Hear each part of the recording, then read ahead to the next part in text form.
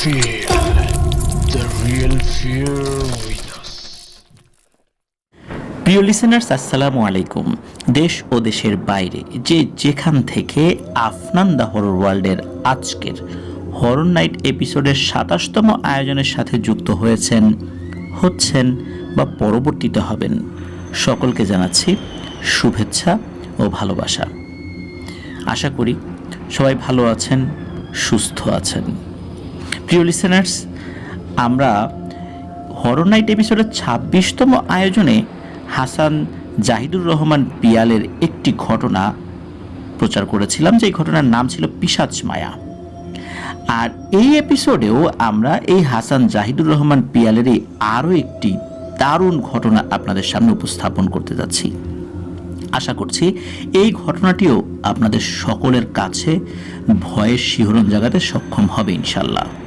মূল ঘটনাতে চলে যাওয়ার আগে ছোট্ট অনুরোধগুলো আবারও করতে হয়। যারা আমাদের চ্যানেলে নতুন রয়েছেন, এখনও সাবস্ক্রাইব করেননি, তারা সাবস্ক্রাইব করে ফেলবেন প্লিজ। লাইক বাটনটা প্রেস করে দেবেন, আর আমাদের এই ভিডিওর লিঙ্কটাও শেয়ার করে দিতে অনুরোধ রইল। প্রিয় লিসেনার্স, আপনারা যারা ঘটনা পাঠাতে চান তারা লিখে অথবা রেকর্ড করে যে কোনোভাবে ঘটনা পাঠাতে পারবেন afnandahorrorworld@gmail.com এই ইমেল অ্যাড্রেসে। ইমেল অ্যাড্রেসের স্পেলিংটা হচ্ছে AFNANTHEHORRORWORLD, afnandahorrorworld@gmail.com। স্পেলিংটা যদিও আমরা আমাদের ভিডিও ডেসক্রিপশনে দিয়ে রেখেছি, সেখানে গিয়ে স্পেলিংটা চেক করে নিতে পারবেন। প্রিয় লিসেনার্স, আমাদের ফেসবুক পেজ এবং গ্রুপ রয়েছে আফনান দ্য হরর ওয়ার্ল্ড নামে। এই দুটো লিঙ্ক এই ভিডিও ডিসক্রিপশনে দেওয়া রয়েছে, সেখানে গিয়ে আপনারা আমাদের পরিবারের সদস্য হতে পারবেন। ফেসবুক পেজে কমেন্ট করে আপনাদের মতামত জানাতে পারবেন, ফেসবুক গ্রুপে পোস্ট করেও আপনাদের মতামত জানাতে পারবেন। লিসেনার্স, চলুন চলে যাই মূল ঘটনাতে। হাসান জাহিদুর রহমান পিয়াল ভাইয়ের বাড়ি হচ্ছে ঝালকাঠি জেলার রাজাপুর উপজেলার সত্যনগর গ্রামে। আর যে ঘটনাটি উনি শেয়ার করেছেন, এই ঘটনাটি আংশিক উনি জানতেন আরও ২ থেকে ৩ বছর আগে ইটভাটার একজন ম্যানেজারের কাছ থেকে শুনেছিলেন। ঘটনাটি কিন্তু খুব বেশি দিন আগের না, এই ২ থেকে ৩ বছর আগেরই ঘটনা এটা। তার মানে হচ্ছে ২০২১ সাল এরকম একটা সময় হবে আর কি। তো ইটভাটার একজন ম্যানেজারের সাথে একটি ভয়ানক ঘটনা ঘটে এবং সেই ঘটনার সাক্ষী অনেকেই হয়েছিলেন। কি সেই রোমহর্ষক ঘটনা ছিল, চলুন শুনি সেই ঘটনাটি। মূলত যার কাছ থেকে ঘটনাটি সংগ্রহ করেছিলেন, মানে আংশিকটা, তার নামটা ভুলে গেছেন, বর্তমানে তার বয়স ২৭-২৮ হবে এরকম আর কি। তো এটা এই পিয়াল আমাদেরকে জানিয়েছেন যে ওই সময় তার নামটা আসলে শুনেছিলেন কিন্তু খেয়াল নাই। আর ইটভাটার যেই কাজ, এই কাজ সম্পর্কে হয়তো আমাদের লিসেনারদের অনেকেরই টুকটাক ধারণা রয়েছে। তো ইটভাটার কিন্তু সিজন রয়েছে। তো ইটের যখন সিজন, মানে ওই ইট তৈরির কাজ চলে, তখন কিন্তু অনেক শ্রমিক থাকে। আবার নির্দিষ্ট সময়ের মধ্যে নির্দিষ্ট সংখ্যক ইট তৈরি হয়ে গেলে ওই যতটুকু ইট বিক্রি হয়, তারপর বাকি ইটগুলো বিক্রি করার আগ পর্যন্ত কিন্তু শ্রমিকগুলো থাকে না, মানে টেম্পোরারি শ্রমিক তারা আসে আবার চলে যায়। আর তাদের কাজ শেষ হয়ে গেলে তো চলে যাবেই। আর বাকি ইট বিক্রির জন্য শুধু ম্যানেজার আর অল্প কিছু শ্রমিক থাকে, মানে ফিক্সড স্টাফ যারা আর কি, তারা থাকেন আর কি। তো এখন যে ভাটার কথা আমরা বলতে যাচ্ছি, ওই ভাটায় এমনটাই হয়েছিল, অন্য ৮-১০টা ভাটা যেভাবে চলে। আর তখন ওই ভাটার ম্যানেজারের সাথে একটা ঘটনা ঘটে, যার প্রত্যক্ষদর্শী ওই ম্যানেজার সহ আরাফাত নামের একটা ছোট ছেলে, যে ওই ভাটায় ইট গোছানোর কাজ করত। আর আরাফাতের চাচাতো ভাই, তার নাম হচ্ছে আলামিন, সেও এই ঘটনার প্রত্যক্ষদর্শী। এই দুজনের বাড়ি ওই ভাটার কাছেই। তো আলামিনের বাবা ইটভাটার যখন সিজন থাকে, যখন শ্রমিকে পরিপূর্ণ থাকে, তখন ভাটার সামনে একটা ছোট্ট চায়ের দোকান দিতেন। শ্রমিকরা কাজ করতে করতে ক্লান্ত হয়ে গেলে ওই চায়ের দোকানে গিয়ে চা খেতেন। তো শুধু ওই সিজনের সময়টাই এই ব্যবসাটা চলতো। আর যেহেতু উনি ওখানে দোকান দিতেন আর কি, সেই সূত্রে আরাফাত আর আলামিন এদের অন সিজনে ভাটা পাহারা দেওয়ার কাজটা পেয়ে যায়। তো যাই হোক, ওই ইট ভাটাটি রাজাপুরের আঙ্গারিয়া গ্রামের তাফালবাড়ি ব্রিজের পাশে অবস্থিত। ভাটাটির নামটা বলেছেন জাহিদুর রহমান পিয়াল, কিন্তু ভাটার নামটা আমরা সঙ্গত কারণে বলছি না। তো কবির নামের ভদ্রলোকের বাড়ি এই পিয়ালদের বাড়ির এখানেই, মানে সত্যনগর গ্রামের এখানেই। কিন্তু উনি ভাটা চালান না, মানে ওই ভাটার মালিক হচ্ছেন উনি, কবির। তো উনি বছরে 5 লক্ষ টাকার বিনিময়ে খোকন নামে একজন ভদ্রলোক রয়েছেন, এই খোকন সাহেবের কাছে ভাড়া দিয়েছেন। ওই খোকন, মানে ওই খোকন ভাইয়ের ম্যানেজারের সাথেই মূলত এই ঘটনাটি ঘটেছিল। তো চলুন এইবার আসল কথায় চলে আসি। সাল 2019-20 এরকম। তো যশোর জেলা থেকে সেলিম নামের এক ব্যক্তি ইটের ভাটার ম্যানেজারের চাকরি নিয়ে ওখানে আসেন। তো ওই সময় ভাটার ইট তৈরির কাজ শেষ, বাকি ইটগুলো বিক্রি আর হিসাব রাখার জন্য খোকন সাহেব ওই সেলিম ভাইকে নিয়োগ দেন। তো আগের ম্যানেজার চুরির অপবাদে চাকরিচ্যুত হলে দ্রুত ম্যানেজারের প্রয়োজন ওখানে, কারণ এগুলোর হিসাব তো রাখতে হবে।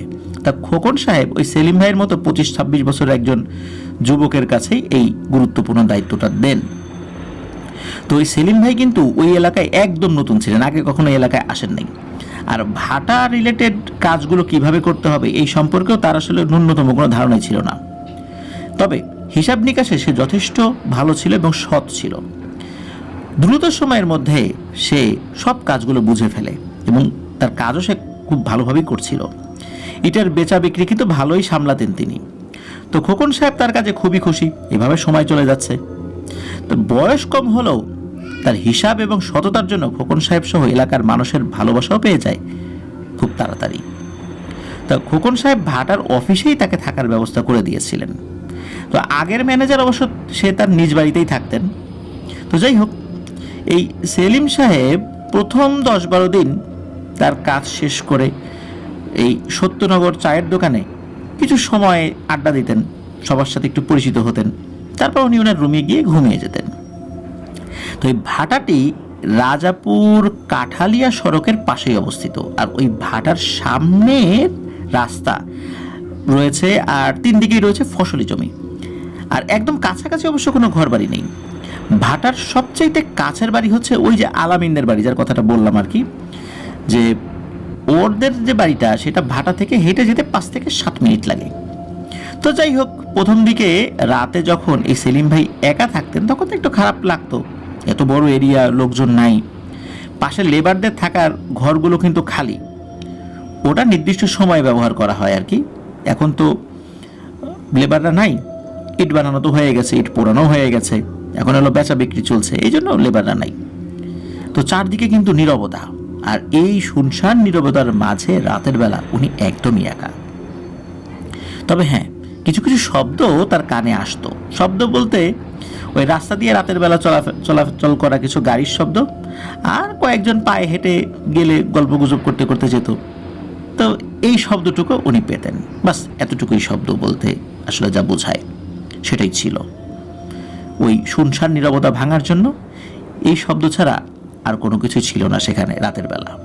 তো সেলিম ভাই রাতে যখন ঘুমাতেন তখন নাকি প্রায়ই শুনতেন অনেক রাতে এই যে লেবারদের থাকার যে ঘরগুলো রয়েছে সেগুলোর বেড়া আবার টিনের, কে যেন লাঠি দিয়ে ঠাস ঠাস করে ওই টিনের বেড়ার উপর বাড়ি দেয়। আর টিনের বেড়ার উপর যদি বাড়ি দেয় তখন কিন্তু খুব জোরে শব্দ হয়, আর ওটা শুনশান জায়গা তো, শব্দগুলো চারদিকে ছড়িয়ে পড়ে। তো এই ধরনের শব্দে উনি চমকে উঠতেন, তো কে এই কাজটা করে। তো প্রথম দিকে উনি চোর ভেবে বের হয়েছেন, তো তেমন কিছু না দেখে আবার গিয়ে উনি ঘুমিয়ে পড়তেন। এভাবে প্রায় প্রতিদিনই এই শব্দ উনি শুনতে পেতেন। এই শব্দে তার যে ডিস্টার্ব হতো না তা কিন্তু না, কিন্তু কি করবেন, উনি যখন দেখতেন যে আশেপাশে কেউ নাই তখন আবার চলে আসতেন। আর পরবর্তীতেও কিন্তু এই শব্দ হতো, কিন্তু এরপরে উনি আর বের হতেন না। উনি ওই যে শুইতেন আর বের হতেন না, ঘুমাতে অসুবিধা হতো, ঘুম ভেঙে যেত, তারপরে উনি আর বের হতেন না, কারণ অনেক খারাপ লোকজন তো সেখানে থাকতে পারে। কারণ হচ্ছে শুনশান নীরব জায়গাতে অনেক দুষ্টু প্রকৃতির লোকজন যারা নেশা করে তারা ওখানে আসতে পারে। আর ওনার একটা বিষয় বুঝে আসতো না, কেউ নেশা যদিও করেই কিন্তু তারা তো চুপচাপ করবে, এরকম শব্দ করে তাকে জানান দেওয়ার মানেটা কি। আর লোকজন যদি থাকেই তো উনি বের হয়ে টর্চ লাইট মারার পরে বিভিন্ন জায়গায় টর্চ লাইট মারতেন, কাউকে তো উনি দেখেন নাই, শব্দটা আসলে করে কে, নাকি কেউ মজা করছে তার সাথে। তো উনি চিন্তা করেন হয়তো বা মজাই করে, যার কারণে উনি আর আসলে বের হতেন না। তো যাই হোক, তার খুব অস্বস্তি হতো এইভাবে একা একা থাকতে। তো ইটের ভাটার যিনি মালিক খোকন সাহেব তাকে বিষয়টা জানান যে, খোকন ভাই, আমি তো আসলে রাতের বেলা একা একা থাকতে খুব অসুবিধা হয়, ভয়ও লাগে, আর এত বড় একটা ফাঁকা জায়গা, কোন বিপদ আপদ হয়, মানুষজনও তো ভালো না, কখন কোন খারাপ লোকজন এসে আমাকে আক্রমণ করে, ইট চুরিও করে নিয়ে যেতে পারে, বাধা দিতে গেলে আক্রমণ করতে পারে, একা একা আসলে এগুলো তো সামলানো খুব মুশকিল। তখন এই ইটের ভাটার যিনি মালিক, এই যে খোকন সাহেব, উনি আরাফাত নামে একটা ছেলেকে রাতের বেলা তার সাথে থাকার জন্য দিয়ে দেন, যাতে করে উনি রাতের বেলা খুব অস্বস্তি বোধ না করেন। তো আরাফাতকে নিয়ে ওই সেলিম ভাই খুব ভালোভাবেই কয়েকদিন চলে যাচ্ছিল। কয়েকদিন রাত্রে আর ওই রকম কোনো সমস্যা হয়নি, ওই যে টিনের বেড়ায় বাড়ি দেয়া। তো একদিন হয় কি, হঠাৎ একটা ঘটনা ঘটে। সেটা হচ্ছে এই আরাফাত রাতের বেলা ওয়াশরুমে যাওয়ার জন্য বের হয়। ওইখানে যে ঘরগুলো, ওই ঘরগুলোর সাথে অ্যাটাচ ওয়াশরুম ছিল না।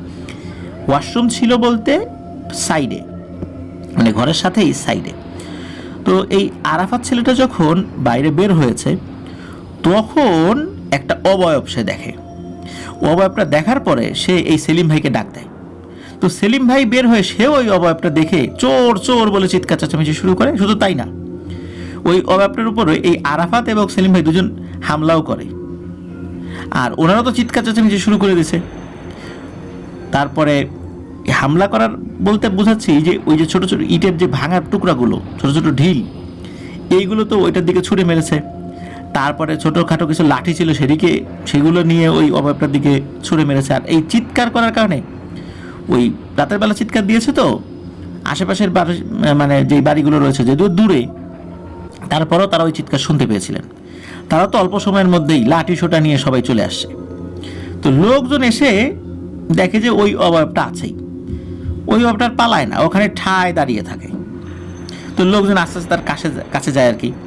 তো যখন সবাই কাছে গিয়েছে, তখন ওই লোকটাকে দেখে অনেকে চিনতে পেরেছে, আরে এটা তো কবিরাজ, ও তো পাশের এলাকার। আর কবিরাজের এই অবস্থা কেন? কবিরাজের শরীরে কোনো জামা কাপড় নাই, সে ওইখানে দাঁড়িয়ে আছে। এখন লোকজন চলে আসে, সে দ্রুত একটু কোনো একটা আবরণ খুঁজছে শরীরটাকে একটু ঢাকার জন্য।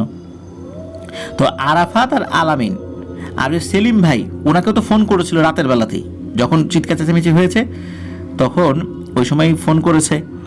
ওই সেলিম ভাইও মানে ওই যিনি মালিক আর কি, খোকন সাহেব, উনিও কিন্তু চলে এসেছেন। তো যাই হোক, এখন ওনাকে দেখে সবাই তো হতভম্ব যে এই লোক এইখানে এই অবস্থায় কেন। তখন লোকজন বুঝতে পারে আসলে ইনি তো কোনো চোর না, যেহেতু উনি কবিরাজ, হয়তো তাবিজ কবজ বা অতি প্রাকৃত কোনো বিষয় সাধনের জন্য কবিরাজ এখানে আসছে। তো ওই কবিরাজ উপস্থিত সবার উপরে খুব বিরক্ত প্রকাশ করেন। তখন আলামিনের যিনি বাবা, ওই যে আলামিন যে ছেলেটার কথা আমরা শুরুতে বলেছিলাম, ওই কবিরাজকে একটা লুঙ্গি এনে দেয়।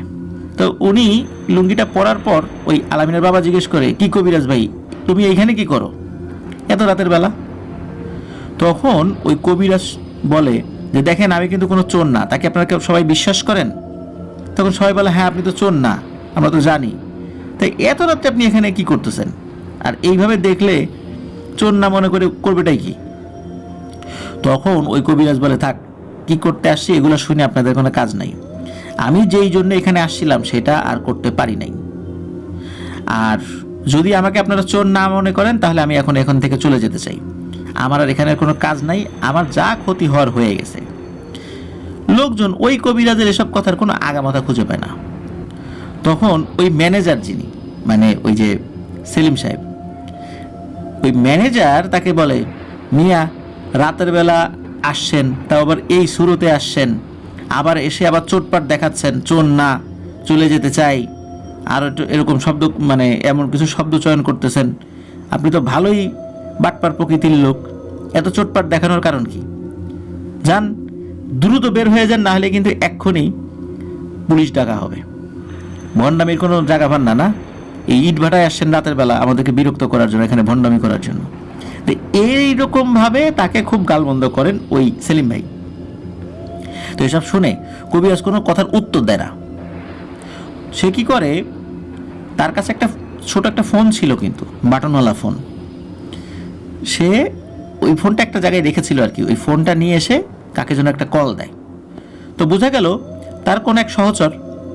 তো ফোনে বলে যায়, গাড়ি নিয়ে সামনে আগা, আমি আসতেছি। তো কবিরাজ কি করে, ওই ধানের যে ক্ষেত ছিল পাশে, ওইটা অন্ধকারের মধ্যে দিয়ে মিলিয়ে গেল।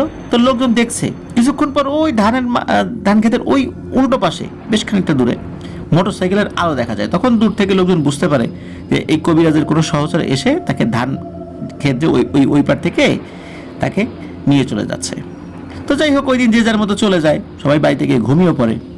এরপর থেকে সপ্তাহখানে কোনো প্রবলেম নাই, ওই যে বেড়ায় বাড়ি দেয়া বা এই টাইপের কোনো কিছু নাই আর কি, সব কিছু স্বাভাবিক। এভাবে চলে যাচ্ছিল দিন।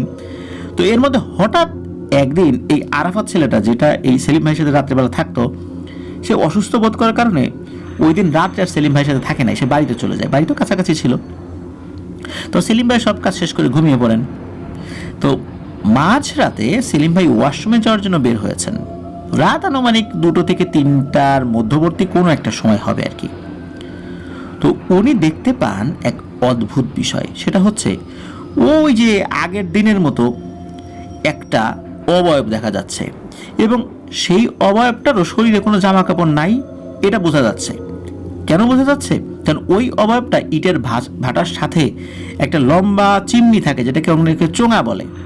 তো ওইটার সাথে হেলান দিয়ে দাঁড়িয়ে আছে, আর ওইখানে কিন্তু একটা এনার্জি সেভিং বাল্ব, যেটা মানে এলইডি বাল্ব, ওইটা লাগানো ছিল। তো ওই আলোতে আসলে ছোট একটা এনার্জি বাল্ব, তো চারদিকে তো ফাঁকা, অনেকটা দূরে তো আলো ছড়িয়ে পড়ছিল, যার কারণে আলোর যেই একটা রেশ, এটা একটু কম ছিল সেখানে।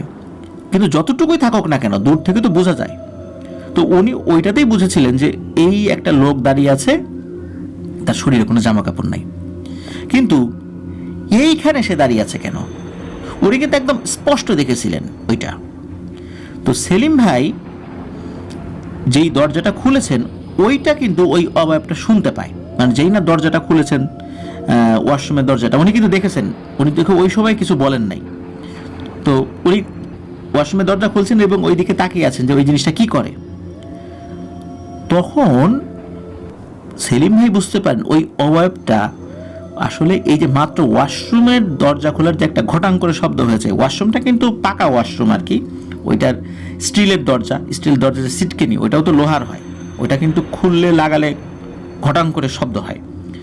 তো এই শব্দে ওই অবয়বটা সেলিম ভাইয়ের দিকে তাকিয়েছে, এবং দূর থেকেই সেলিম ভাইকে দেখে সে একটা অদ্ভুত হাসি দেয়। আর হাসিটা এমন ছিল যে সে খুব জোরে হাসছে, কিন্তু হাসির কোনো শব্দ হচ্ছে না।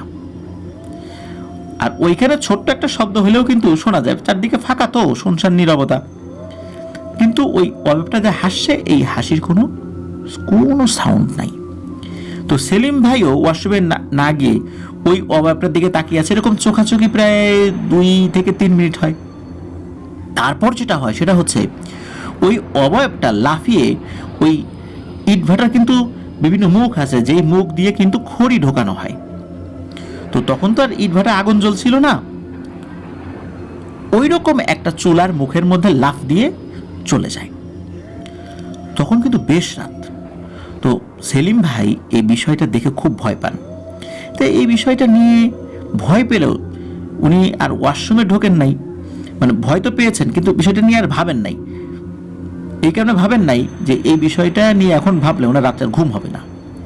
উনি ওয়াশরুমে না গিয়ে দ্রুত ওনার রুমে গিয়ে শুয়ে পড়েছেন। প্রচণ্ড ভয় পেয়েছেন, ঘুমই আসছিল না।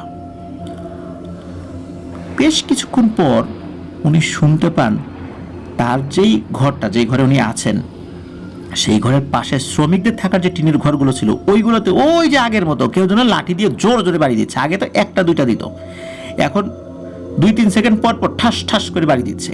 আর এমন শব্দ হচ্ছে, এই অবস্থাতে কেউ যদি গভীর ঘুমেও থাকে তার ঘুম ভেঙে যেতে বাধ্য। আর ওনার তো ঘুম ভেঙে গেছে, আর একে তো ভয় পেয়েছেন, তো ওনার ঘুম আসার তো প্রশ্নই নেই। এর কিছুক্ষণ পর আর একটা ভয়ানক ঘটনা ঘটে। সেটা হচ্ছে যে উনি বুঝতে পারেন ওনার ঘরের যেই টিনের চাল, ওই টিনের চালের উপর কেউ খুব সাবধানে হাঁটছে। মানে টিনের চালের উপর কেউ যদি আস্তে আস্তে পা ফেলে, এটা কিন্তু ওই ঘরের মধ্যে যারা থাকে তারা কিন্তু বুঝতে পারে, মনে হচ্ছে ঠিক ওইভাবে কেউ আস্তে আস্তে খুব সাবধানে হাঁটছে। সেলিম ভাইয়ের ভয়ে তো তখন অবস্থা খারাপ। হঠাৎ করে সেলিম ভাই আরও একটা ভয়ানক অভিজ্ঞতার মুখোমুখি হন। সেটা হচ্ছে উনি শুনতে পান মনে হচ্ছে বড় কোনো একটা হাতুড়ি দিয়ে তার ঘরের চালের উপরে সজোরে একটা ধপাস করে শব্দ করেছে। আর এমন শব্দ যদি হয় মনে হচ্ছে তার ঘরের মধ্যে মানে মানে বেশ বড় একটা বোম ফেটেছে, এরকম একটা শব্দ। এই শব্দ না সারা ঘরটা মনে হলো কেঁপে উঠল। সেলিম ভাই তো ভয়ে প্রচণ্ড জোরে এক চিৎকার দিয়ে ওঠেন।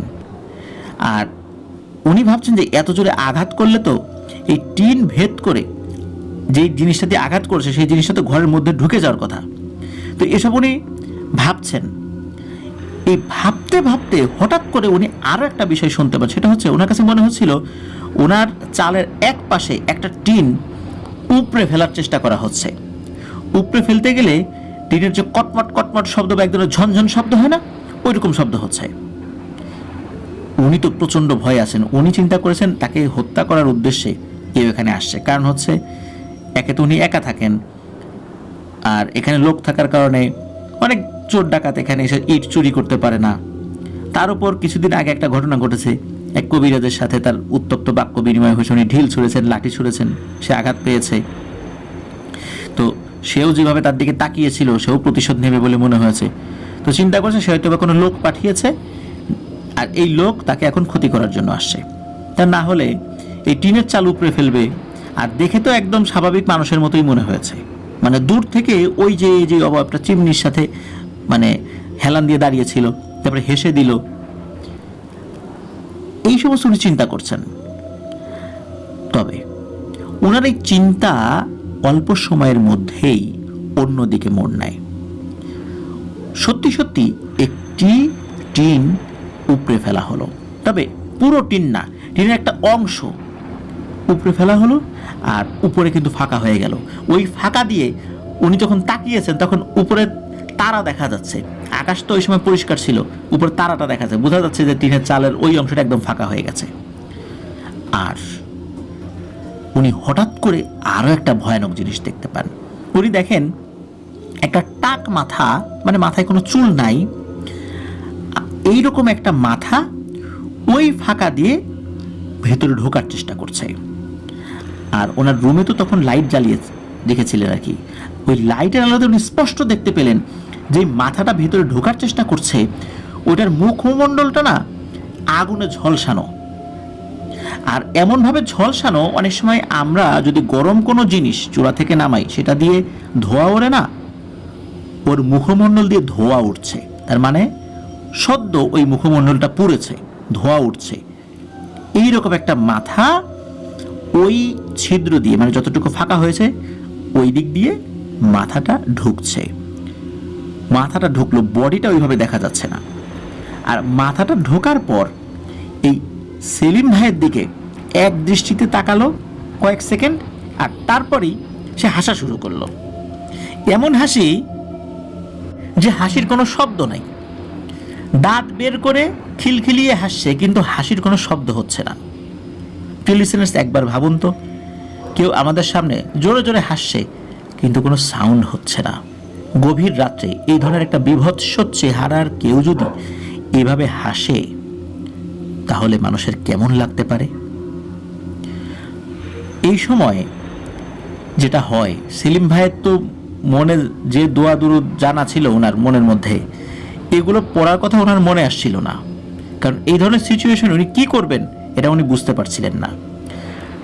অল্প সময়ের মধ্যে ওই অভাবটা হাসি বন্ধ করে রাগের দৃষ্টিতে ওনার দিকে তাকান।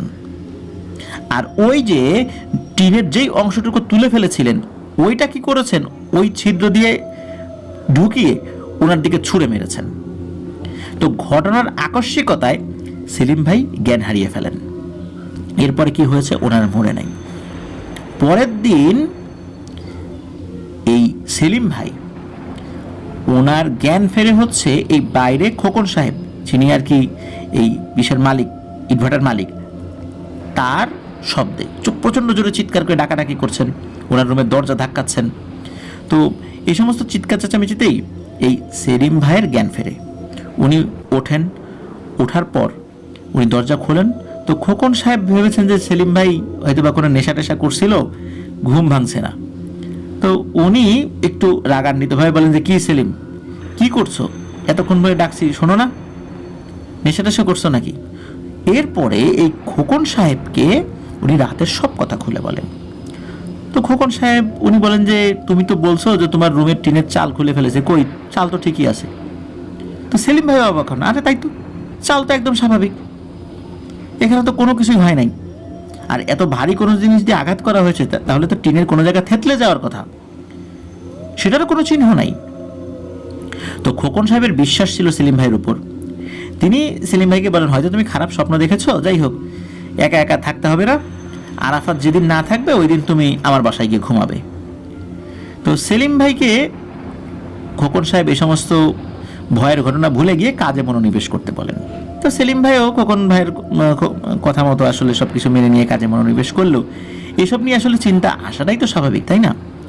উনি কোনোভাবে এটাকে নিছক স্বপ্ন ভাবতে পারছেন না, কারণ উনি তো ওয়াশরুমে যাওয়ার জন্য বের হয়েছিলেন, তারপর ওই অভাবটাকে দেখেছিলেন, তারপরে উনি ঘরের ভিতরে ঢোকার পর এটা ঘটনা ঘটেছিল। এটা স্বপ্ন হয় কিভাবে?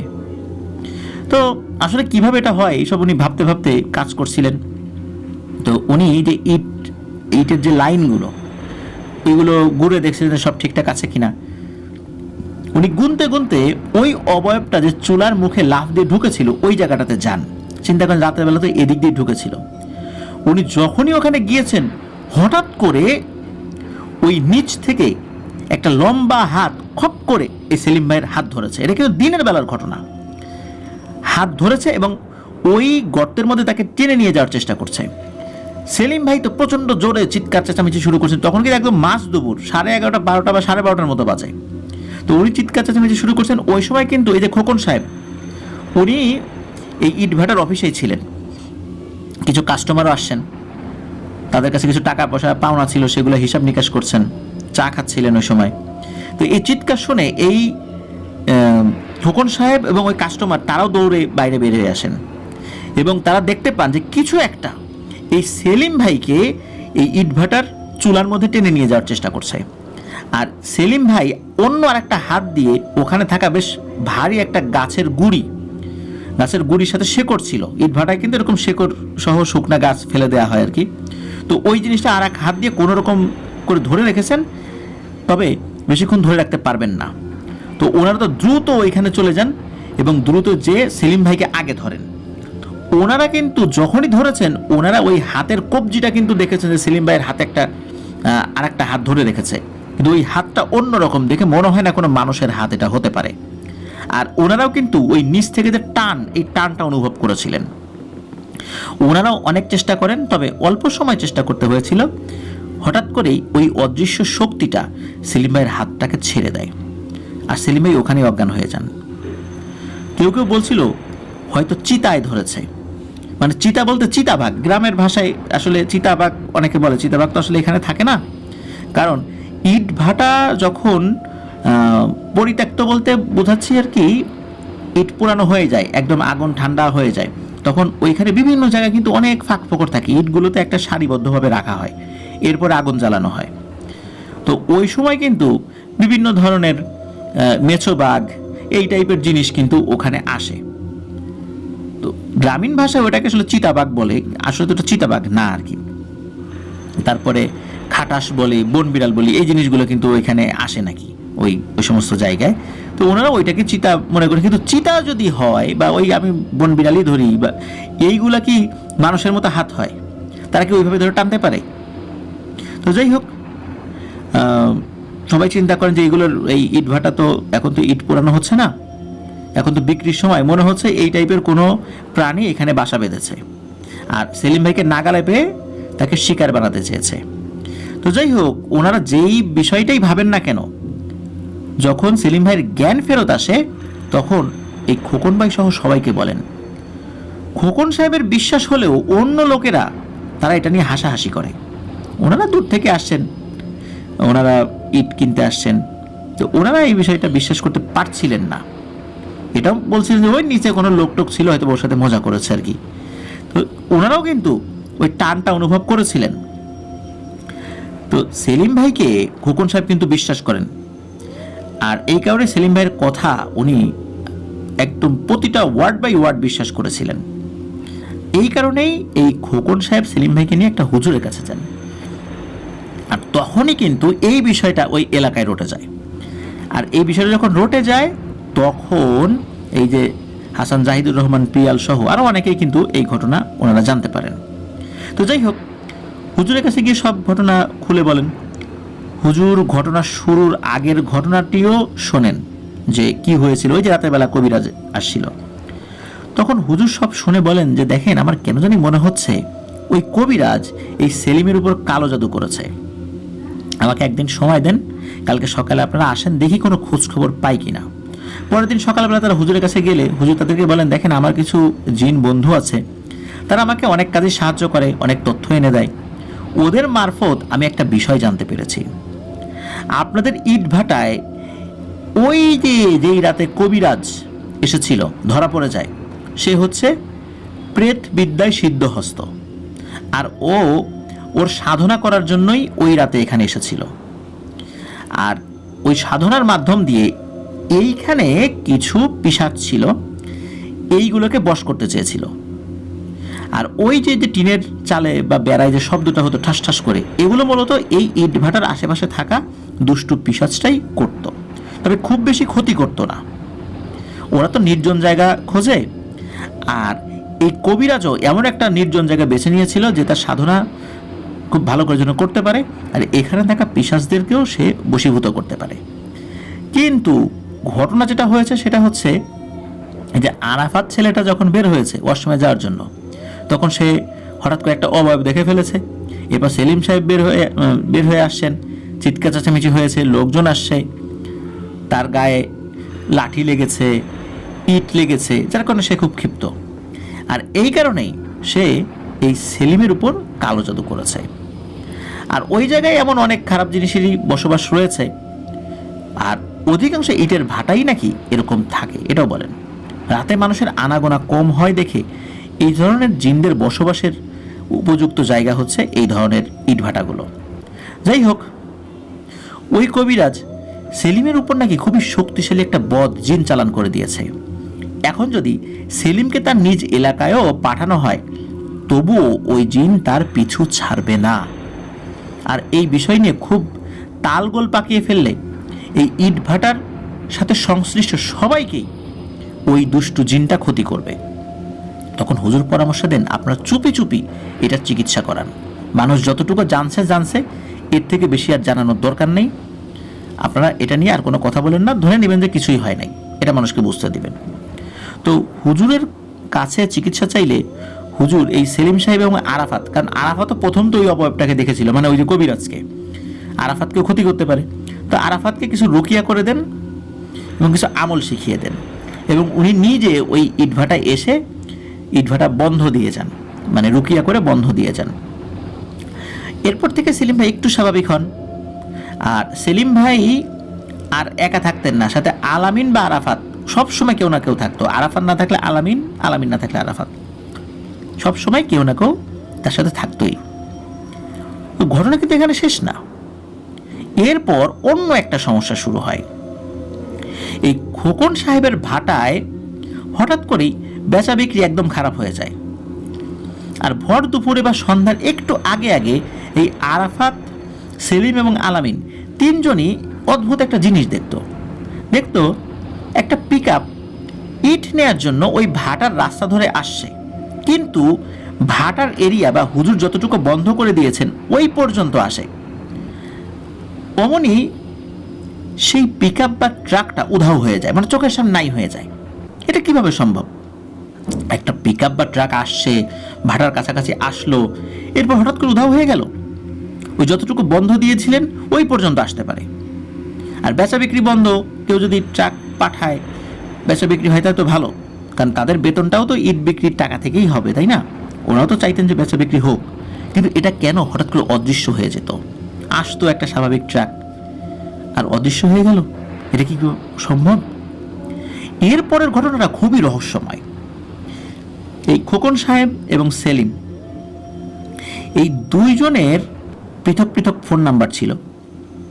আর সেলিম ভাই যে নাম্বারটা ব্যবহার করতেন ওটা ইটভাটার ম্যানেজারের নাম্বার, মানে মানুষ চেঞ্জ হয়ে গেলেও নাম্বারটা চেঞ্জ হবে না। ওই নাম্বারগুলোতে প্রায়ই আননোন নাম্বার থেকে কল আসতো, আর ইটের অর্ডার দিয়ে বলতো আপনাদের ম্যানেজার সেলিমকে অমুক জায়গায় পাঠান।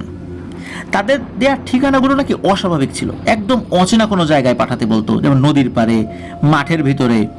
আর প্রত্যেকবার ইটের সাথে ওই ম্যানেজার সেলিমকেও পাঠাতে বলতো ওই ফোনে। পরবর্তীতে ওই নাম্বারে আবার কল দিয়ে দেখা যেত যে নাম্বার থেকে কল আসছিল সেটা বন্ধ, বা কেউ ধরলে বলতো কই ইটের ব্যাপারে আমি তো কারোর সাথে কথা বলি নাই, আপনারা মনে হয় রং নাম্বারে কল করেছেন, তাছাড়া আমি তো চাকুরিজীবী, আমি তো থাকি অমুকখানে, আমার তো এখন বাড়ি করা হচ্ছে না, বা আমার ইটেরও কোনো প্রয়োজন নেই, কে আমার ফোন থেকে ফোন করলো আমি তো এটা বুঝতে পারতেছি না। তো এইভাবে বলতো। আসলে কলগুলো কে করতো এটা বোঝা যেত না। বেশ কয়েকবারই খোকন সাহেবের এবং সেলিম ভাইয়ের ফোনে এমন ধরনের কল এসেছে। একবার সেলিম ভাই তার কাজ শেষ করে সত্যনগর বাজারে গিয়েছেন চা খেতে, আর কিছুটা সময় একটু আড্ডা দিবেন, এতে করে তার মনটা ভালো থাকবে। তো ওখান থেকে ফেরার সময় উনি হেঁটেই রওনা দেন। রাত তখন বেশি বেঁধেছে, বিষয়টা এরকম না, রাত 8টা কি 9টা বাজে তখন, এরকম আর কি। তো সত্যনগর গ্রাম থেকে ইটের ভাটার দূরত্ব প্রায় 10 মিনিট পায়ে হাঁটা পথ আর কি, তার মানে কাছাকাছি আর কি। তো যাই হোক, উনি হাঁটা শুরু করে যখন আসছিলেন তখন রাস্তায় কিন্তু গাড়ি ঘোড়া ছিল, এই কারণে উনি একাই রওনা হয়েছেন যে হেঁটে হেঁটেই চলে যাই। একদম শুনশান নীরবতা এমন তো আর না এখন। তো উনি একটা ব্রিজের ঢালে আসেন, ওই ব্রিজটার নাম হচ্ছে তাফালবাড়ি ব্রিজ। ওই তাফালবাড়ি ব্রিজের ঢালে যখন এসে পড়েছেন তখন উনি দেখেন এই দুই পাশে তো ফসলি জমি আছে, তো ফসলি জমির উপরে কুয়াশা ভেসে আছে। মানে আমরা কিন্তু ওই সময় তো শীতকাল ছিল, আর ইট ভাটা কিন্তু শীতকালেই কিন্তু আমরা দেখি যে ইট পোড়ানো হয় এবং বেচা বিক্রিও কিন্তু এই সময়টাতে হয়। শীতকাল হওয়ার কারণে ওই যে ফসলি জমি এর উপর কিন্তু কুয়াশা ভেসে থাকে, আপনারা কিন্তু অনেকে দেখবেন গ্রামে। তো ওরকম উনি দেখছেন। উনি আর একটা জিনিস ওখানে দেখেন, সেটা হচ্ছে ওই যে ব্রিজ, ওই ব্রিজের যে রেলিং রয়েছে, সিমেন্টের রেলিং, ওইটার উপর ভর দিয়ে মনে হচ্ছে কেউ কান্না করছে। তো অন্ধকারে ভালো করে দেখা যাচ্ছে না। তখন সেলিম ভাই তাকে বলেন যে আপনি এখানে দাঁড়িয়ে কান্না করেন কেন? তো সেলিম ভাই কিন্তু ইটভাটার আশেপাশের অনেক মানুষকেই এই সময়ের মধ্যে চিনে ফেলেছেন। 2019 সালে যখন জয়েন করেছেন এর মধ্যে অনেকেই উনি চিনে ফেলেছেন আর কি। তো উনি কিন্তু এই বিষয়টা অস্বাভাবিকভাবে নেন নাই। আরও একটা ব্যাপার ছিল যে ওই এলাকার ছেলের মাঝে মাঝে ওই ব্রিজের ওই রেলিংয়ের উপর বসে মোবাইলে গেমস খেলতো, বিভিন্ন ধরনের গেমস রয়েছে, অনেক রাত পর্যন্ত আড্ডা দিত। তো সেলিম ভাই কিন্তু এই বিষয়ে কোনো কিছুই মনে করেন নাই। তো ওই অভাবটাকে কয়েকবার বলার পরও যখন ওই অভাবটা কোনো কথা বলে না, তখন ওই অভাবটার কাছে গিয়ে হাত ধরে নাড়া দেন যে কো ভাই কি হলো। যখন হাত ধরে নাড়া দিয়েছেন তখন ওই অবয়বটার মুখ উঁচু করে সেলিম ভাইয়ের দিকে তাকান। তখন সেলিম ভাই দেখেন যে এটা হচ্ছে মামুন শিকদার চাচা। এই মামুন শিকদার চাচাকে কিন্তু সেলিম ভাই দেখিয়েছে, মানে উনি চাকরিতে আসার পরে দেখেছিলেন, পরিচয়ও হয়েছিল। এই মামুন শিকদার চাচা ওইখানে দাঁড়িয়ে কান্নাকাটি করছে। তো মামুন চাচার ঘর ওই ব্রিজের ঢালেই। উনি একটা চায়ের দোকান দিত, আর ওনার একটা অটো রিক্সা ছিল, ওটা ভাড়া দিত, না হয় মাঝে মাঝে নিজেও চালাতো। উনি 2 বা 3 দিন হয়েছে মারা গেছেন। আর উনি মারা গেছিলেন হলো ডেঙ্গু জ্বরে। ওনার জানাজায়ও উনি শরিক ছিলেন, এই সেলিম ভাই। সেলিম ভাই কিন্তু উনি ওই সময়ের জন্য ভুলেই গিয়েছিলেন যে এই মামুন শিকদার চাচা মারা গেছেন। মানে সবকিছু এতটাই জীবন্ত ছিল যে উনি বুঝতেই পারছিলেন না যে আসলে কি হয়েছে, একটা ঘোরের মধ্যে উনি চলে গিয়েছেন। তো সেলিম ভাই জিজ্ঞেস করলেন, কি ব্যাপার চাচা, কান্না করেন কেন, কোনো সমস্যা হয়েছে? তখন এই মামুন শিকদার চাচা সেলিম ভাইকে বলেন, কান্না তো করি তোমার জন্য সেলিম, তুমি তো খুব তাড়াতাড়ি আমার কাছে চলে আসবা, আমার খুব কষ্ট হয় একা একা, চলো আমার সাথে চলো, তোমার নিয়ে যাই। তো এই বলে ওই অবয়বটা একটা বিশ্রীভাবে হেসে দেয়। হেসে দিয়ে মানে ফিক করে একটা হেসে দিয়েছে, খুবই বিভৎস টাইপের একটা হাসি আর কি। খপ করে করেছে কি, এই সেলিম ভাইয়ের হাত ধরেছে। খুব যে জোরে ধরেছে তা কিন্তু না, কিন্তু যখন হাতটা ধরেছে মনে হচ্ছে সেলিম ভাই তার হাতের শক্তি হারিয়ে ফেলেছেন। মানে যেই হাতটা ধরেছে ওই হাতে আর কোনো শক্তি নেই, মানে অসার হয়ে গেছে। উনি কোনোভাবে ওই হাত নড়াচড়া করতে পারছেন না। সেলিম ভাই তো ওখানে দাঁড়িয়ে আছেন। হঠাৎ করে তার এই ভ্রম কেটে যায়, মানে তার এই মায়াজালটা কেটে যায় একটা মোটর সাইকেলের হর্নে। সেলিম ভাই যেখানে দাঁড়িয়েছিলেন, তো ব্রিজের উপর দাঁড়িয়েছিলেন, তো ব্রিজের এক পাশ দিয়ে একটা মোটরসাইকেল আসছিল। তো যিনি মোটরসাইকেল চালাচ্ছিলেন উনি মনে করছেন কী ব্যাপার, রাস্তার এখানে এইভাবে দাঁড়িয়ে আছে, এই লোকটাকে আত্মহত্যা করবে নাকি। ওই মোটরসাইকেলের শব্দ যখন হুঁশ ফেরে তখন সেলিম ভাই একটা সাইডে চলে আসেন। ওই অবয়বটা কী করেছিল, সেলিম ভাইকে কোনভাবে যেন একদম ব্রিজের ঠিক মাঝখানে দাঁড় করিয়েছিল। ওইখানে দাঁড়ালে কোনো দ্রুতগামী গাড়ি আসলে নিশ্চিত তাকে চাপা দেবে, আর মোটরসাইকেলটা দ্রুতগামী ছিল, আর দূর থেকে এইভাবে মাঝখানে দাঁড়িয়ে থাকা দেখে তারও সন্দেহ হয়েছিল সে হয়তোবা সুইসাইড করবে। এই জন্য দূর থেকে হর্ন বাজাচ্ছিল। হর্ন যদি না বাজাতো বা উনি যদি একটু বেখেয়াল থাকতো তাহলে নিশ্চিত সেলিম ভাইয়ের সাথে ওই মোটরসাইকেলের বড় একটা সংঘর্ষ হতো। এতে সেলিম ভাই এবং ওই মোটরসাইকেল আরোহী দুইজনেরই মারাত্মক ক্ষতি হওয়ার সম্ভাবনা ছিল। তো যাই হোক, ওই মোটরসাইকেলওয়ালা উনি ওইখানে বাইকটা থামান, বললেন কী ব্যাপার, আপনি এইখানে এইভাবে দাঁড়ায় আছেন কেন, এভাবে কেউ দাঁড়ায় নাকি? তখন সেলিম ভাই বলে, যাও সরি ভাই, আসলে আমি বুঝতে পারি নাই, আপনি যান। তো মোটরসাইকেল আরোহীকে উনি আসলে চিনতেন না, মোটরসাইকেল আরোহীও সেলিম ভাইকে চিনতেন না, যার ফলে মোটরসাইকেল আরোহী ওনাকে লিফট দেন নাই, উনি চলে গেছেন। আর অপরিচিত কারো কাছে তো লিফট চাওয়াও যায় না। মোটরসাইকেলের যদি অপরিচিত কাউকে লিফট দেওয়া হয় বা চাওয়া হয়, অনেকেই মনে করেন এটা চোর ডাকাত মোটরসাইকেল ছিনতাই করতে পারে। এই জন্য ওই সেলিম ভাই ওই যেহেতু চেনেন না আর কি, তাকে এই কথা বলেন নাই, যদিও বা উনি ভয় পেয়েছিলেন। যখন ওই সেন্স ফেরত এসেছে তখনই তার মনে হচ্ছে আরে বামন শিকদার চাচা তো মারা গেছে। আর ওই ব্রিজ থেকে ভাটায় আসতে 3 থেকে সর্বোচ্চ 4 মিনিট যেহেতু লাগবে, এই জন্য উনি আর লিফট চান নাই। আর অপরিচিত হওয়ার একটা ব্যাপার তো আছেই। তো উনি যখন রুমে আসেন তখন এই ঘটনা নিয়ে ভাবতে থাকেন, আর ওই যে আরাফাত ছেলেটাও ইতোমধ্যে রুমে চলে আসে। তো আরাফাতকে দেখে উনি একটু স্বস্তি পান। আরাফাত এসে দেখে সেলিম ভাই খুব ভয় পেয়ে, তার অবস্থা খুব খারাপ, মানে ওই সময় তো শীতকাল, তারপরেও উনি দরদর করে ঘামছেন আর কি। তাই এই আরাফাত আলামিনকেও ডাকে। তা আলামিন কিন্তু এই দুইজনের থেকে একটু বেশি বয়সের, যার কারণে আলামিনকে ওনারা দুইজনে খুব ভরসা করতো আর কি, বয়স বেশি, অভিজ্ঞতাও আছে। তো ওই দিন তারা নিশ্চিন্ত মনে ঘুমিয়ে পড়েন। সেলিম ভাই ঘুমের মধ্যে একটা অদ্ভুত স্বপ্ন দেখতে পান ওই রাতেই। উনি দেখেন তাকে এক অদ্ভুত একটা অবয়ব, ওই অবয়বটাকে উনি কোথাও দেখেছেন, পরে মনে করতে পারেন, ওই স্বপ্নের মধ্যে মনে করতে পারেন উনি যে ওই অবয়বটা হচ্ছে ওই যে টিনের চাল ফাঁকা করে যে মাথাটা ঢুকিয়ে দিয়েছিল এবং টিনের একটা অংশ তার দিকে ছুঁড়ে মেরেছিল, এটা হচ্ছে সেই অবয়ব। ওই অবয়বটা তাকে বলছে, ইরা সেলিম, কি মনে করেছিস তুই আমাকে আটকাতে পারবি না, তুই কোনোভাবে আমাকে আটকাতে পারবি না, তোর কারণে আমাদের অনেক ক্ষতি হয়েছে। তুই ভেবেছিস ওই হুজুরের কাছ থেকে রুকিয়া করে এসে আর হুজুরের শেখানো আমল করে বেঁচে যাবি আমাদের হাত থেকে? সারা জীবন কি এইভাবে করতে পারবি? ভুল হবে না, কখনো মিস হবে না। যেদিনই সুযোগ পাবো তখনই তোকে শেষ করে ফেলবো, মনে রাখিস।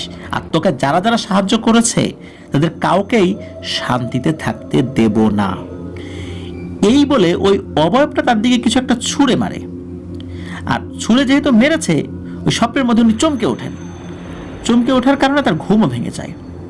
তা ঘুম ভেঙে যাওয়ার পর উনি দেখেন যে ওই আলামিন আরাফাত ঘুমাচ্ছে, উনি আর কাউকে ডাকেন নাই আর কি, যেহেতু একটা স্বপ্নই ছিল। উনি আবারও ঘুমের চেষ্টা করেন আর কি। এর মধ্যে আর একটা ঘটনা ঘটে, সেটা হলো এই খোকন সাহেবের ভাটায় ইট বেচা বিক্রি একদম বন্ধ। খোকন সাহেবের মতে রাস্তা দিয়ে ইটের ভাটার দিকে তাকালেই মানে মনে হয় একটা নির্জীব ছন্ন ছাড়া একটা জায়গা, পরিত্যক্ত জায়গা। এটা যে একটা ব্যবসা প্রতিষ্ঠান এটা মনেই হয় না, কেমন যেন মনে হয় একটা অন্ধকারাচ্ছন্ন একটা জায়গা, দিন দুপুরেই এরকম মনে হয়। এই খোকন সাহেব বুঝতে পারেন কোনো একটা অশুভ শক্তির প্রভাবে এগুলো হচ্ছে। তাই উনি দ্রুত সেলিম ভাইকে তার এলাকায় পাঠিয়ে দেওয়ার ব্যবস্থা করেন, আর সেলিম ভাইকে বেতন দিয়ে তার নিজ এলাকায় পাঠিয়েও দেন। ওইখানে তাকে একটা ভালো হুজুর দেখাতে বলেন, কারণ এই খোকন সাহেব চিন্তা করেছিলেন যে সেলিমকে কিন্তু ক্ষতি করবেই, ওই কবিরাজ ক্ষতি করবে, আর যা হয়েছে এটা তো নিশ্চিত নেই যে কোনো একটা অশুভ শক্তির প্রভাব এখানে পড়েছে, সেলিমকে মেরেও ফেলতে পারে। এজন্যই মূলত উনি তাকে পাঠিয়ে দিয়েছিলেন। তো এইটুকু পর্যন্ত এলাকায় আস্তে আস্তে বেশ করে আরাফাত, আলামিন ওরা যারা ছিল এদের মাধ্যম দিয়ে কিন্তু আস্তে আস্তে ছড়িয়ে পড়ে। আর এইটুকু পর্যন্ত মূলত এই হাসান জাহিদুর রহমান পিয়াল উনি খুব ভালো করে শুনেছিলেন। এরপরে অনেক দিন কিছু জানতেন না, কিন্তু যখন চিন্তা করলেন যে এই ঘটনাটা আফরান দ্য হরর ওয়ার্ল্ডে পাঠাবেন, তাহলে এর পরের ঘটনাটা কি সেটা তো একটু জানা দরকার। ওই চেষ্টা থেকে আরও কিছু তথ্য জানার চেষ্টা করেছিলেন এবং সেই তথ্যটাই এখন আমরা আপনাদের সামনে উপস্থাপন করছি। মূলত উনি আরাফাত এবং আলামিন তো এই এলাকারই ছেলে, তাদের কাছ থেকে বিষয়টা আরও ভালো করে জানার চেষ্টা করেছিলেন। তো আরাফাতের কাছে যখন এই বাকি কথা এই হাসান জাহিদুর রহমান পিয়াল জানতে চান, তখন তারা জানান যে সেলিম ভাইকে, ওনার বাড়ি ছিল যশোর, মানে সেলিম ভাইয়ের বাড়ি ছিল যশোর, সেলিম ভাইকে যশোরে পাঠিয়ে দেওয়ার পর আসলে হলোটা কি। তখন আরাফাত জানায় সেলিম ভাই চলে যাওয়ার পর ইট ভাতা একদম পরিত্যক্তর মতো হয়ে যায়। ওই বছর একটা ইটও বিক্রি হয় নাই, পরের সিজনে গিয়ে ইট বিক্রি করতে হয়েছিল। আর যেহেতু আগের ইটই বিক্রি হয় নাই, ভাটা থেকে ওইভাবে তোলা হয় নাই, নতুন করে কিভাবে আবার ইট তৈরি করবেন, আগের চালানি তো ওঠে নাই, অনেক টাকা লস হয়ে গেছে। 5 লক্ষ টাকা মালিককে দিতে হয়েছে ভাড়া হিসাবে, তারপর শ্রমিক মজুরি আরও কত খরচ তো আছেই, যার কারণে পরের সিজনে আর ইট তৈরি হয় না, আগের ইটগুলো বিক্রি করার চেষ্টা করছিলেন। আর খোকন সাহেবের অবস্থাও আস্তে আস্তে খুবই শোচনীয় হয়ে যেতে থাকে, একদম দেউলিয়া হয়ে যাওয়ার মতো অবস্থা। বিভিন্ন জায়গা থেকে ধার দেনা করে বিভিন্নভাবে ব্যবসা বাণিজ্য চালানোর চেষ্টা করছিলেন, কিন্তু কোনোভাবেই কুলিয়ে উঠতে পারছিলেন না। উনি নানান হুজুর কবিরাজ দেখাচ্ছিলেন, এইভাবে দিন পার করছিলেন। তো উনি ওই যে কবিরাজ, ওই কবিরাজের কাছেও যাওয়ার চেষ্টা করেছিলেন, তবে ওই কবিরাজ অস্বীকার করেছিলেন যে না, সে কোনো কিছু করেনি। এবং ওই কবিরাজকে দিয়ে কোনো সমাধানের চেষ্টাও করা যায় কিনা সেই চেষ্টা করলেও ওই কবিরাজও এই বিষয়ে কোনো সমাধান দিতে রাজি হয়নি। এর মধ্যে একটা অদ্ভুত খবর আসে এই খোকন সাহেবের কাছে বা ওই সত্যনগর গ্রামে, সেটা হলো ওই কবিরাজ নাকি হঠাৎ করে উধাও হয়ে গেছে। কোথায় গেছে তার পরিবারের লোকজনও জানে না, অনেক দিন ধরে লাপাত্তা, এবং এখন পর্যন্ত সে লাপাত্তাই রয়েছে। আর উনি মূলত লাপাত্তা হওয়ার পরেই এই খোকন সাহেবের আস্তে আস্তে উন্নতি হওয়া শুরু করে। আর খোকন সাহেবের শরীর স্বাস্থ্যেরও ক্ষতি হচ্ছিল আর কি, সেটা থেকে আস্তে আস্তে উন্নতি হচ্ছিল। আর ওই যে সেলিম ভাই, ওনার কি অবস্থা এটা তো জানার দরকার। সেলিম ভাইয়ের অবস্থা নাকি খুবই করুণ হয়ে গিয়েছিল। উনি কিন্তু বেশ স্বাস্থ্যবান একজন মানুষ ছিলেন, উনি একদম শুকিয়ে কাঠ হয়ে গিয়েছেন, একদম কঙ্কাল সার, যে কেউ ওনাকে দেখলে ভয় পেতেন। খোকন সাহেব প্রায় তার খোঁজ খবর নিতেন, চিকিৎসার জন্য টাকা লাগবে কিনা। উনি নিজে অনেক অসুবিধার মধ্যে থাকলেও এই সেলিম সাহেব যেহেতু এই ভাটা পাহারা দিতে গিয়েই বিপদের মধ্যে পড়েছেন, এই জন্য ওনার নিজ দায়িত্বেই উনি খোকন সাহেবের ভালো মন্দ সবসময় খোঁজ খবর রাখতেন, কখন কোনটা লাগে। তো ওই কবিরাজ গায়েব হয়ে যাওয়ার পরও যখন এই সমস্যার কিছুটা উন্নতি হবে বলে মনে হচ্ছিল, সত্যি উন্নতি হতেও থাকে। এই সেলিম ভাইও স্বপ্নে দুঃস্বপ্ন দেখা বন্ধ করে দেন, আর দেখেন না উনি, ওনার শরীর স্বাস্থ্যের আস্তে আস্তে ভালো উন্নতি হতে থাকে। ওনার স্বাভাবিক যে কর্মচাঞ্চল্য সেটা ফিরে আসতে থাকে। তো এভাবে আস্তে আস্তে উন্নতি হচ্ছে। আর এই যে খোকন সাহেব, ওনার কিন্তু এই ভাটার ব্যবসা এখনও আছে, ওই ভাটাটা এখনও আছে, তবে আগের থেকে কিছুটা ভালো, এখনও লস কাটিয়ে উঠতে পারেন নাই। মানে ওই কয়েক বছর যে লসটা করেছিলেন এই 2024 সালে এসেও সেই লসটা কাটিয়ে উঠতে পারেন নাই। 23 সাল পর্যন্ত তো শীতকালে ভাটাটা চলেছে, তো এখন তো বর্ষাকাল, এখন তো ভাটার সিজন না, তো হয়তোবা আবার এই 24-এর শীতকাল আসলে আবার ভাটাটা চালু হবে। আস্তে আস্তে উনি ক্ষতি পুষিয়ে নেওয়ার চেষ্টা করছেন, আগের থেকে বেশ অনেকটাই উন্নতি হয়েছেন বলে জানা গিয়েছে। আর ওই তান্ত্রিক কবিরাজ এখনও বাড়িতে ফেরত আসে নাই, সে যদি আবার ফেরত আসে তাহলে আবার কি হবে জানা যায় না। তবে অনেকেই ধারণা করেন যে ওই তান্ত্রিক কবিরাজকে কোনো অদৃশ্য শক্তি হয়তোবা গায়েব করে দিয়েছে, কোথাও হয়তোবা এমনভাবে আটকে রেখেছে আর কোনোভাবে ফেরত আসা সম্ভব না, বা চিরতরে এই পৃথিবী থেকে বিদায় করে দিয়েছে, তার ডেড বডিও পাওয়া সম্ভব না। অনেক কিছুই হতে পারে, কিন্তু সবকিছু অনুমান মাত্র যে ওই কবিরাজের সাথে আসলে কি হয়েছিল। তার পরিবারের লোকজনও কিছু জানতে পারে, তার পরিবারও কিন্তু এখনো খোঁজ খবর করে যাচ্ছেন তার। আর সেলিম ভাই উনি ওই এলাকায় বেড়াতে এসেছিলেন, কিন্তু ওই ভাটার দিকে আসেন নাই, ওই খোকন সাহেবের বাসায় এসেছিলেন, পরিচিত অন্যদের সাথে দেখা করতে এসেছিলেন। আর এই খোকন সাহেব উনি আগে খুব একটা নামাজ কালাম পড়তেন না, এই সমস্যার পর থেকে উনি একদম নামাজি হয়ে যান। আর আল্লাহর অশেষ রহমতে ওনার আগের থেকে তো উন্নতি হয়েছে, এটা বললাম, সেটা কি আল্লাহই কাটিয়ে দিয়েছেন নাকি ওই কবিরাজের হারিয়ে যাওয়ার পর থেকে সেটা উন্নতি হয়েছে, সব কিছু তো আল্লাহর ইচ্ছা নিঃসন্দেহে। তো এখন এই অবস্থাতেই রয়েছে। প্রিয় লিসেনার্স, ইট ভাটার এই ঘটনাটি আপনাদের কেমন লাগলো জানি না কতটুকু ভয়ের শিহরণ জায়গাতে সক্ষম হয়েছে। আমার কাছে কিন্তু খুবই ভালো লেগেছে। ইটভাটার যেই লোকেশনগুলো আমরা আমাদের এই ঘটনায় বললাম, আশা করছি ওই ইটভাটা অনেকে চিনে থাকবেন, ঘটনার সত্যতাও আপনারা জানতে পারবেন। ধন্যবাদ হাসান জাহিদুর রহমান পিয়ালকে।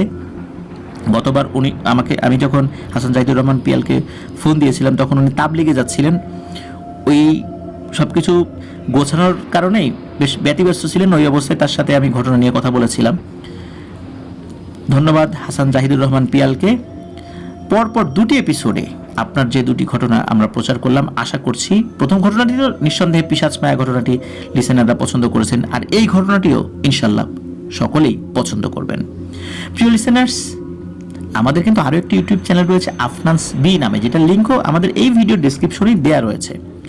সেখানে গিয়ে আপনারা আমাদের ওই চ্যানেলটাতেও সাবস্ক্রাইব করতে পারেন।